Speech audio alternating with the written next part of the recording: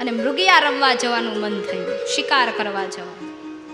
શિકાર કરવા ગયા, ક્ષુધા અને તૃષાના કારણે ત્રસ્ત બન્યા અને શમિક ઋષિના આશ્રમમાં આવ્યા. થયું એવું કે આશ્રમમાં કોઈ હતું નહીં અને ઋષિ સમાધિમાં બેઠા હતા. રાજા ક્ષુધા અને તૃષાના કારણે દીન બન્યો હતો. જલ માંગ્યું, ભોજન માંગ્યું, પણ કોઈએ આપ્યું નહીં, કારણ કે કોઈ હતું જ નહીં આશ્રમમાં. શમિક ઋષિ તપમાં હતા એટલે એમને કંઈ સંભળાયું નહીં. પણ રાજા બહુ ભૂખ્યા અને તરસ્યા હતા એટલે ત્યાં મરેલો સાપ પડ્યો હતો. રાજાને થયું આ સાપ તીરથી લઈ અને ઋષિના ગળામાં પહેરાવું. જો ઋષિ ખોટું ખોટું આંખો બંધ કરીને બેઠા હશે તો સાપ અડશે, ભેગા બીન જાગી જશે, મને ભોજન મળશે.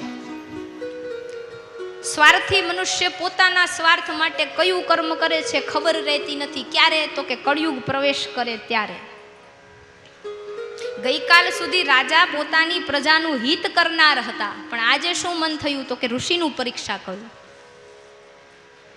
એટલે રાજાએ કહ્યું, તમે ઋષિઓ મુનિઓ અમારા દરબારમાં આવો, અમે અમારા સિંહાસન ખાલી કરી દઈએ, અને અમે આવ્યા તો તમે કોઈ પાણીનું નથી પૂછતા. એ સર્પ વિટાડ્યો છતાંય ઋષિ જાગ્યા નહીં, કારણ કે સાચી સમાધિમાં હતા.